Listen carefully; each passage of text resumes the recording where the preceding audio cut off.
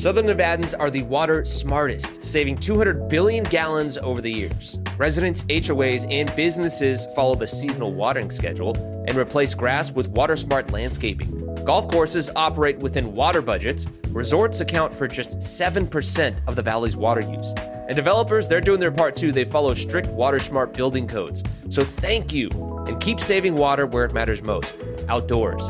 Learn more at snwa.com.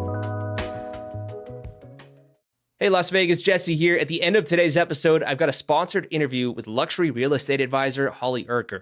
Holly's going to be telling me about the mid-century modern homes hiding in plain sight across Las Vegas, what makes them irreplaceable, what buyers need to watch out for, and why the terrazzo floor hiding under your carpet might be worth more than you think. Brought to you by Holly Urker at IS Luxury.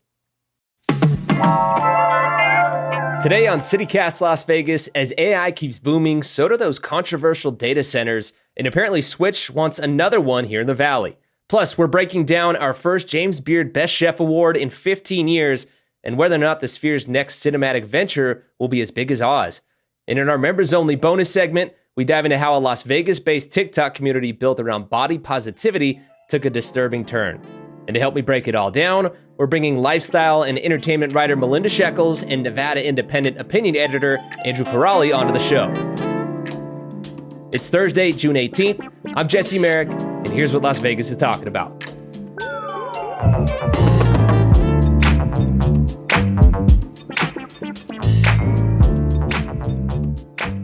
All right, Andrew and Melinda, a big week for the Golden Knights. They lose in the Stanley Cup final and decide to move on from John Tortorella after he took them to the Stanley Cup final, being thrown to the mix late in the year. And instead, now they're going to elevate Ryan Craig, who is the AHL Silver Knights head coach, to their new head coach. How do you react to that news? I'm utterly mystified. Like you said, John Tortorella took him to the Stanley Cup. So, what's to not like?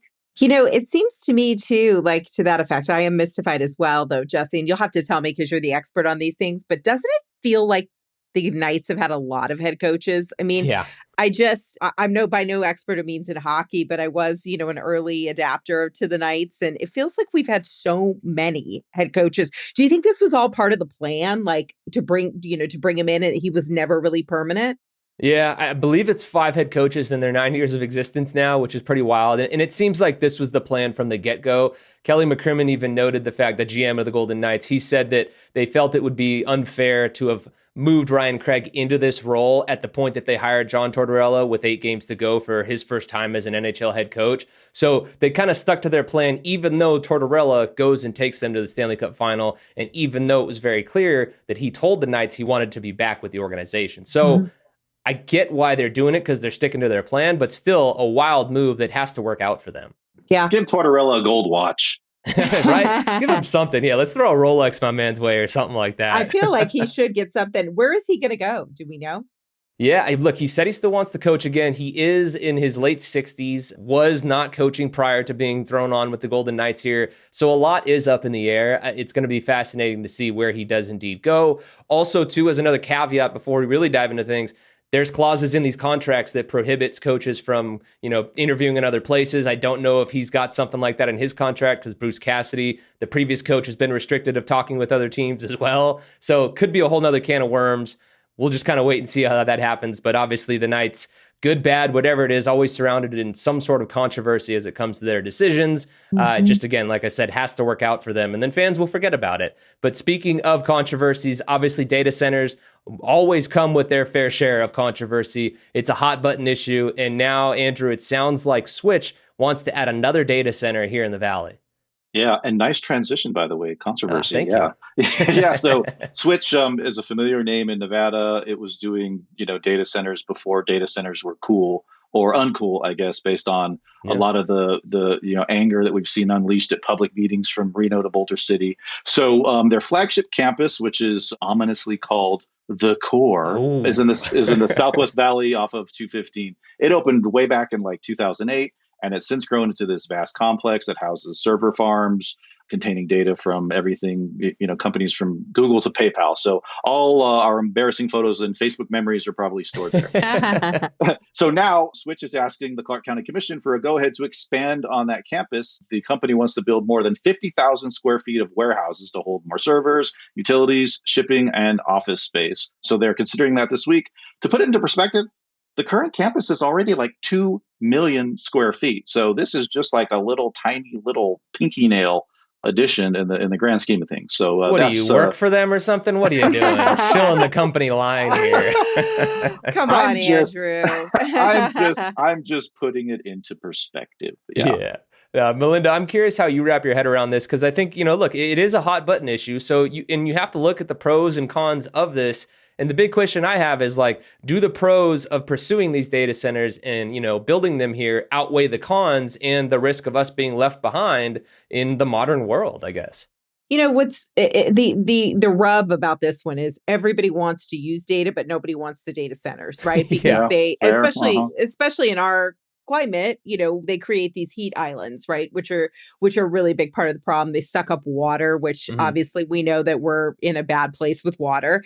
Water is essential to live. They are massive energy sucks. They're massive resource sucks. So yeah, we're sitting at a really interesting question here is like, what do we need to continue to advance and evolve and not be left behind in this? And how many jobs are at risk, or are there jobs at risk?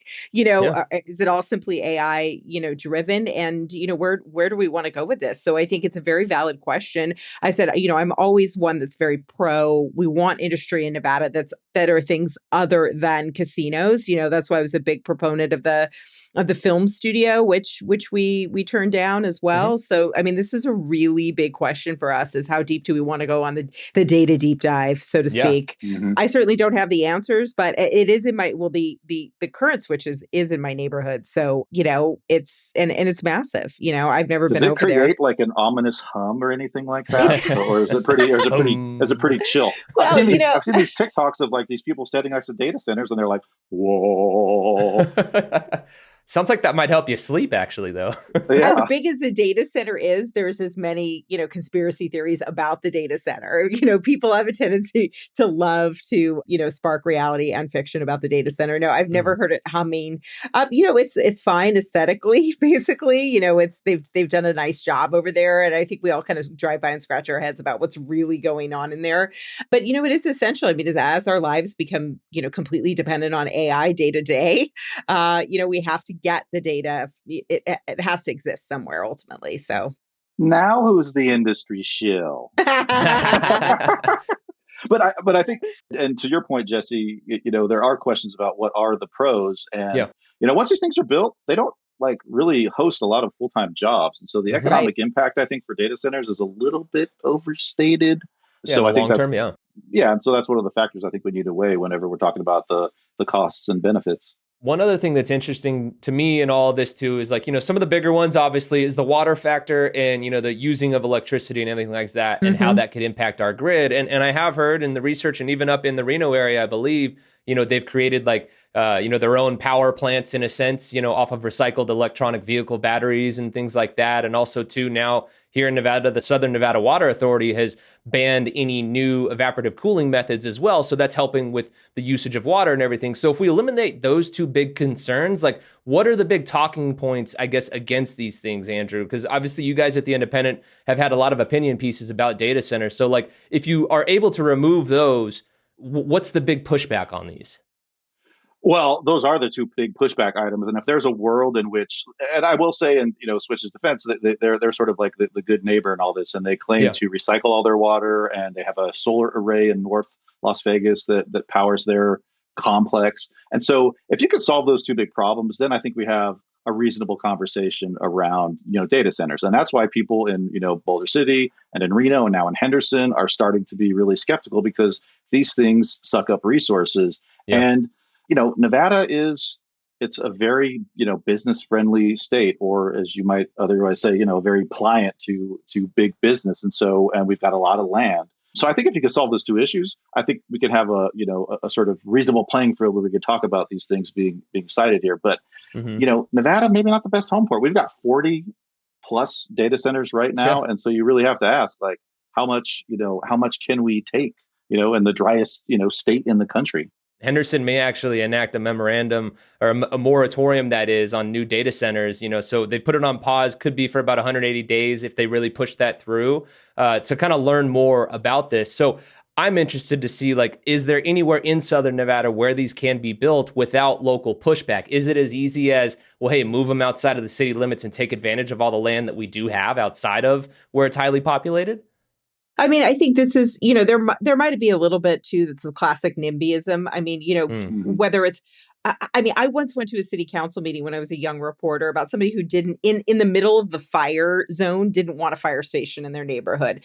I mean, we have had a lot of pushback on Campus for Hope, which is the homeless rehabilitation center, which would be located in the city core where it desperately needs it. I mean, NIMBYism is still very alive and well. The term has been around now for decades, but it is definitely out there.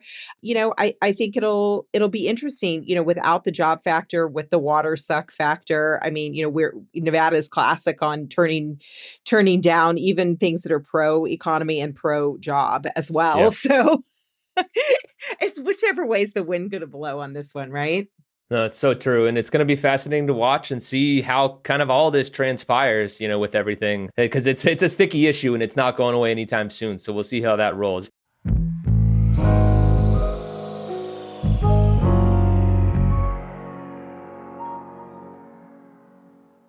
Step into the movies with the Neon Museum's new movie tour in the heart of Las Vegas. Take a guided walk through real neon backdrops that have actually appeared in some of Hollywood's most memorable scenes over the decades. Your tour starts in the iconic La Concha Motel lobby, which is now the Neon Museum's visitor center, and a key setting in Scorsese's film Casino. Stand where Robert De Niro and Sharon Stone filmed their romantic evening as Ace and Ginger, and then wander the world-famous neon boneyard surrounded by vintage marquees and historic signs. Plus, you'll connect neon landmarks to films like Casablanca, Superman, and The Joe Louis Story. Relive the comedy of Vegas Vacation as you walk among signs tied to Chevy Chase's classic. You'll hear insider stories and fun trivia that bring these movie moments to life and capture unforgettable photos. So join fellow cinephiles on a one-of-a-kind tour that turns the Neon Museum into your own movie set. Check out the Neon Museum's new movie tour and discover how Las Vegas earned its reputation as the entertainment capital of the world through film. Now, in terms of other things that are less controversial, or maybe not more so, I guess, in the food industry side of things, we did earn our first James Beard Award for Best Chef here in the Valley in 15 years. Good sign, but obviously there's lots of discussion about, is it deserved, and all those things. Before we dive into that, can you explain to us who won it, why? Give us the who, what, where, when, why of what we got to know about this. Sure. Yeah, this is a really fascinating one that I've been following for a long time. So Chef Sarah Thompson, executive chef from Casa Playa at Wynn Las Vegas. Very interesting trajectory on this restaurant. So I'll give you a little bit of the background. This restaurant was originally a restaurant called Elio, and it was from two chefs that were, very renowned, lauded chefs in Mexican cuisine. Enrique Olvera, who's like the god of Mexico City cuisine, and Daniela Soto Inés, who was his counterpart. They opened several restaurants in New York, all around, and several others, and have since, Enrique's since expanded worldwide. So they opened a restaurant in Las Vegas called Elio, and I'm not kidding you, it was like on March 15th, 2020. So it was literally the day that the casino shut down. Oops. And, obviously with any restaurant in a casino, massive investment behind it. Now, where this story gets interesting is the restaurant shut down. And at the same time, the partnership between Daniela and Enrique, it was breaking apart basically. And so when it was time to, they were left with this big question mark of somewhat of how to keep the restaurant going, or what do we do? Do we continue on with the same concept or what? So they recognized that they really had a star in the kitchen, and that was Sarah Thompson. And I do. It's like the Golden Knights elevating Ryan Craig. Listen, in this town, a lot of people be like, listen, if Gordon Ramsay's name is no longer on the door, bye-bye, we'll get a new celebrity chef. But that was not the case here. They chose to continue to invest in Sarah, invest in a woman, reconcept the restaurant into Casa Playa, coastal Mexican cuisine. I've interviewed Sarah many times over the years, which is the reason why I know so much about this story. And she really, she worked with Daniela for years. She worked with Wiley Dufresne. She worked with Michael White. She's worked in, many Michelin-starred kitchens. She's from Massachusetts, really incredible culinary pedigree.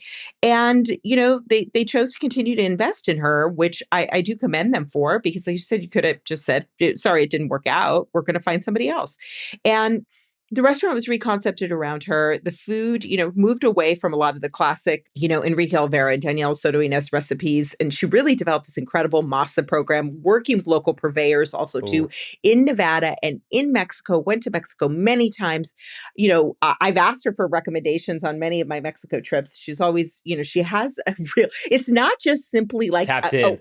Right. Like a person just walked in the door one day, like a carpetbagger, and decided to to cook Mexican cuisine. It's not that. And her kitchen is mostly women too, which I love. That's cool. Women, really Mexican women of all colors, shapes, sizes, everything, an inclusive kitchen creating Mexican cuisine. And, she last year made it to the finals. One thing I've noticed about James Beard, and by no means also too, I'm not an expert in the organization. I've never been on the James Beard committee or anything like that.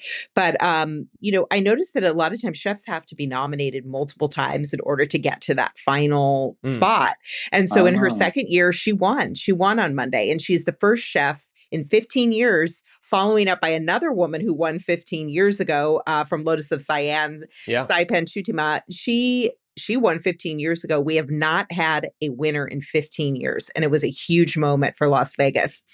And, I think it was pretty incredible, because not only what it does is it continues to propel our food scene in a direction that we want to go. We have Michelin coming up in August.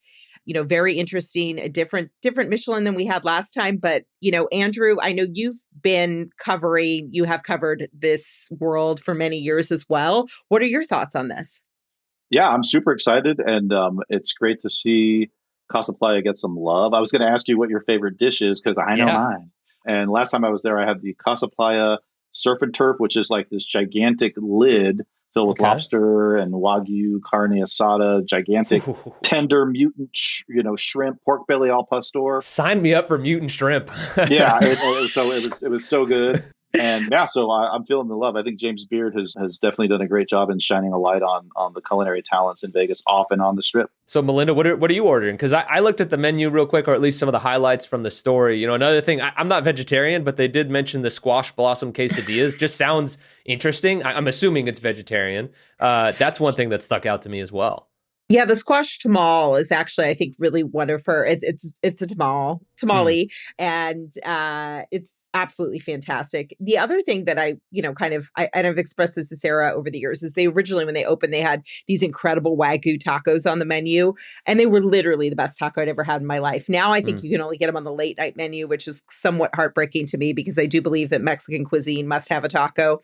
So I will say I'll dock them maybe a quarter point for that, but not too much. But I have to tell you too, there's been quite a lot of chatter in the food community, a little bit of controversy over, Sarah winning, over it being, a white woman cooking Mexican food. There's a lot of thought-provoking conversation happening out in the community. Wynn did several James Beard events as well. She's very active in the foundation. Do these things weigh in on whether restaurants are selected?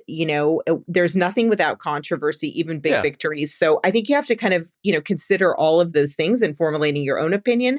But I do, from my perspective, I do think it was very well deserved, because I've seen Sarah's dedication firsthand. Yeah, and not throwing any shade at Sarah whatsoever, because this is awesome for her, like you noted, grinded and worked her way up to be able to do this. But this is a question we have to ask, is was it a given that it was going to be someone on the Strip? Are the off-strip chefs fighting kind of with one arm tied behind their back? Is it an unfair battle, I guess, is a better way to phrase it for them, Andrew?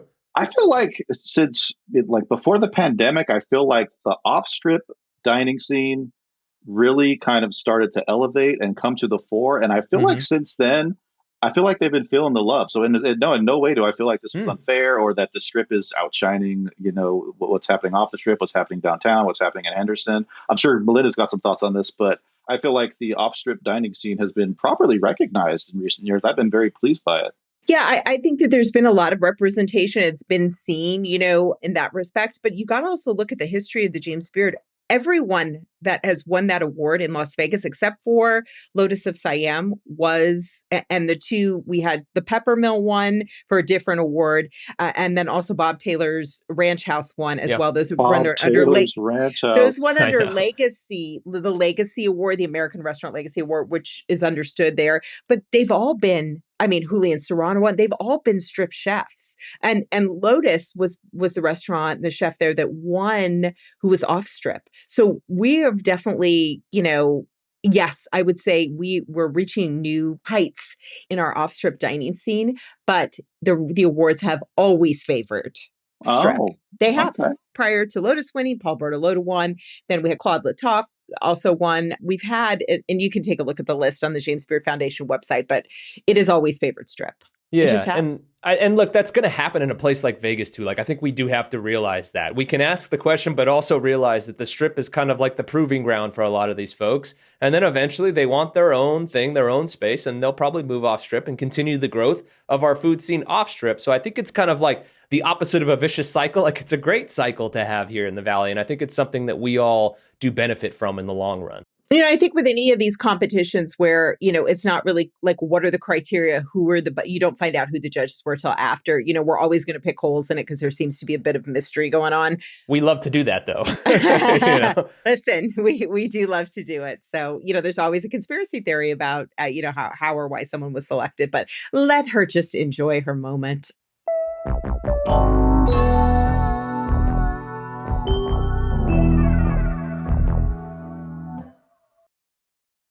We'll talk about the Sphere because the Rocky Horror Picture Show is coming to the Sphere in 2027. If you know anything about Rocky Horror, you know that the movie is built entirely around audience participation in the most immersive venue on the planet here at the Sphere. It could either be an absolutely brilliant idea or completely unhinged, or both. Like, there could be a combo of the two of them there. I'm here for the whole thing. The announcement does come on the heels of the Sphere's Wizard of Oz experience that was just crushing it financially. They brought in over $400 million in ticket sales alone.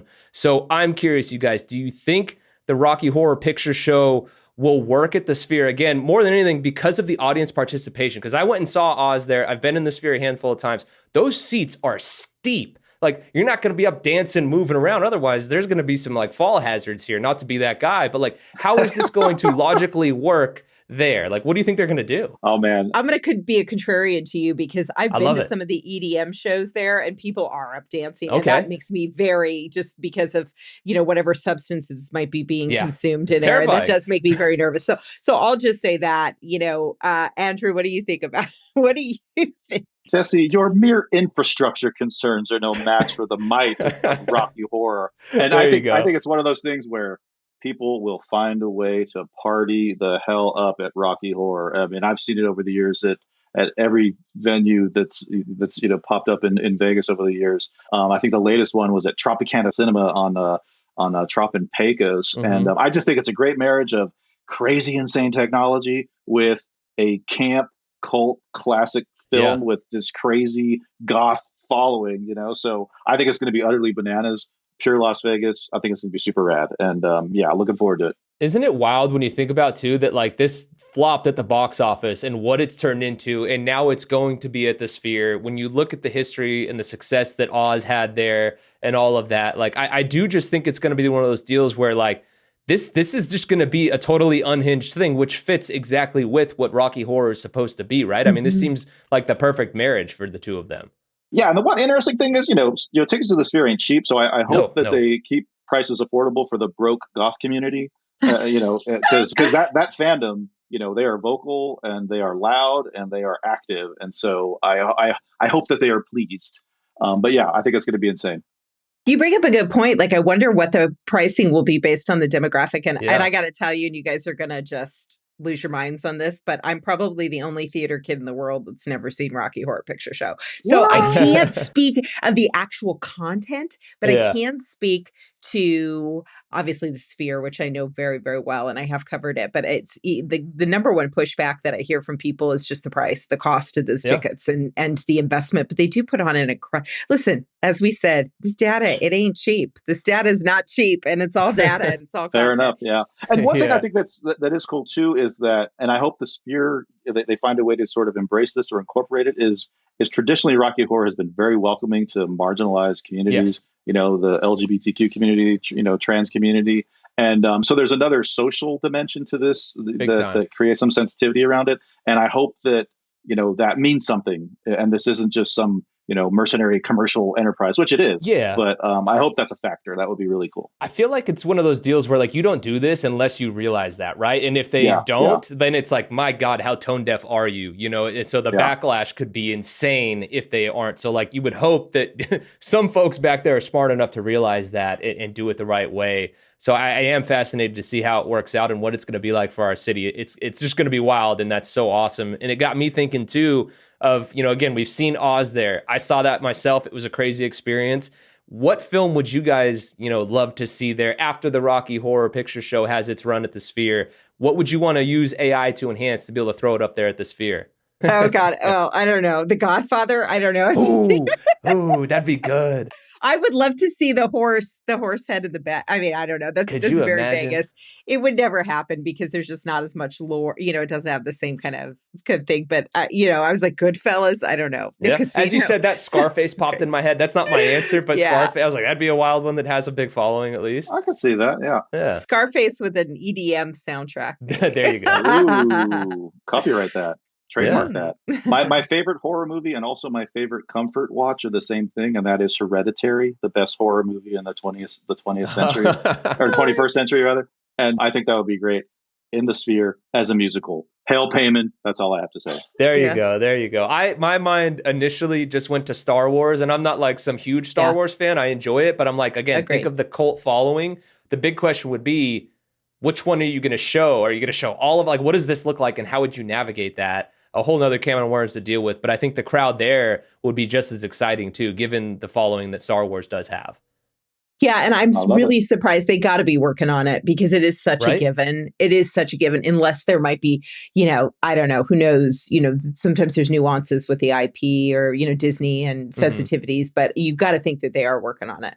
Yeah, you would think so. I know with Rocky Horror Picture Show, I believe for their 50th anniversary, Disney actually remastered it in AI already. So there is the Disney issue there. Obviously, they don't announce this unless they already had that figured out, but it could speed up the process of whatever that AI enhancement is needed for the Sphere. Obviously, it's a different beast, given that it's the freaking Sphere.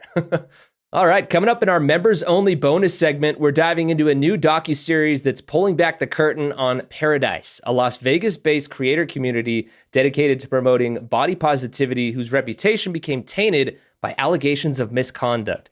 But you're only going to hear this conversation if you become one of our CityCast Las Vegas neighbors. So, if you want to get in on this convo, go to membership.citycast.fm/Las Vegas to sign up and unlock access to our weekly bonus content here on the podcast.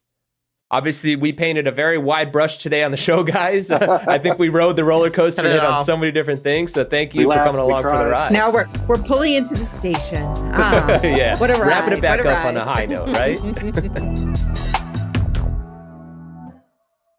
Hey there, I'm Jesse Merrick here with Holly Erker, Luxury Real Estate Advisor at IS Luxury. Holly, welcome back into CityCast Las Vegas. We're stoked to have you again.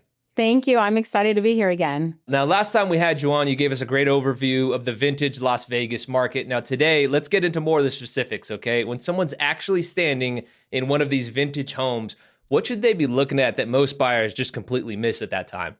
You want to kind of research the house. You want to look if there's any original flooring or terrazzo underneath the carpet. You'd be surprised what you find in the walls. I've literally had clients find the original clear story windows buried behind drywall. Wow.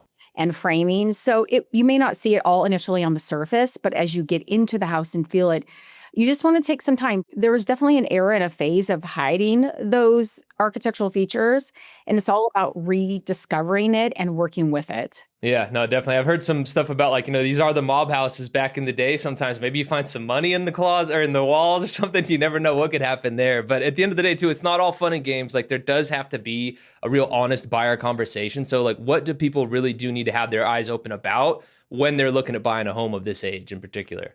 Definitely look with the plumbing.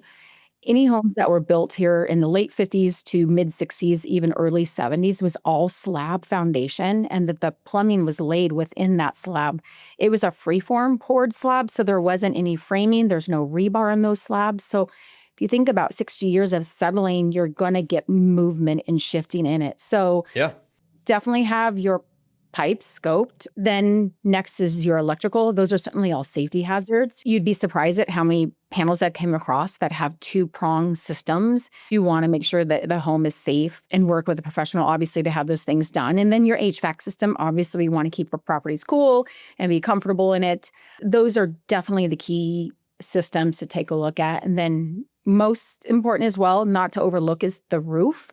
You get a lot of different levels of roof lines, A-frame, you get sloped roof, and there's different types of building materials out there from those different decades. So you definitely want to find contractors and inspectors.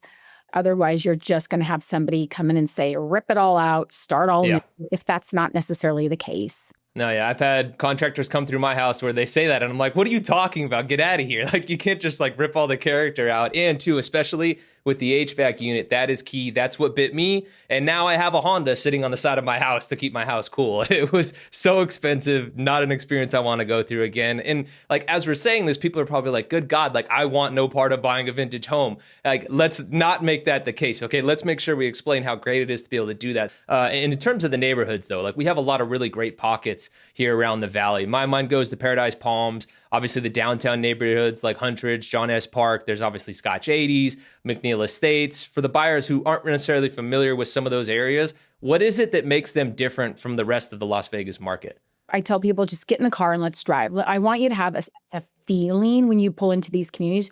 They're the older neighborhoods in town. You're going to have super mature landscaping and trees and a lot more natural grass than you will find in new construction communities. And depending where people may be relocating from older cities across the country, people don't realize yet quite the value of having shade on the property, shade over their pool, natural grass, the larger estates, space to kind of enjoy that outdoor living experience. Those are the very first things I point out or I let people experience when they walk into a new community is, what are you feeling here? And Holly, like, let's be honest, like, not to throw shade on any other real estate agents or anything, but you need to find somebody that knows what they're doing with these homes, that can spot these things. So why is it so important to find somebody that hasn't sold just one, but has really, done this for a long time to know what to look for? What makes that important is when you're living in those homes, you're experiencing, you're in those communities, it's everyday practice for you. You want somebody that has that type of experience, and that's what makes them an expert in that area. Not just a casual sale here or there, but everyday living experience and sharing that knowledge with the incoming buyer. For the folks out there that are listening to this and they're like, okay, my interest is piqued, like, I want to start looking at these homes. How can they get into the market? Where can they begin? And how do they find you in particular to help them do that? Well, you can certainly go to my website, hollyerker.com. You can find me through the IS Luxury website. As we discussed before, I pick up my phone. I'm on every social media platform, but I love giving people the opportunity to see a side of Vegas that they never expected before. And at the end of the day, when we've been exploring these communities, they have such a refreshed sense of Las Vegas because it's something different. It's not what they expected, and it makes them so excited for Las Vegas. Hey, Holly, thank you so much for yet another great conversation. I do know what it's like buying a vintage home here in Las Vegas, and having someone like you in my corner would have saved me a ton of headaches and cash as well. So seriously, this is such valuable knowledge that you're dropping on our folks, and thank you so much for being here again. I'm so grateful for this opportunity just to be of service, to provide education, and really help share the passion of these homes and communities. If you want to learn more about buying vintage in Vegas or to connect with Holly directly, head to isluxury.com. And thanks again for listening to CityCast Las Vegas.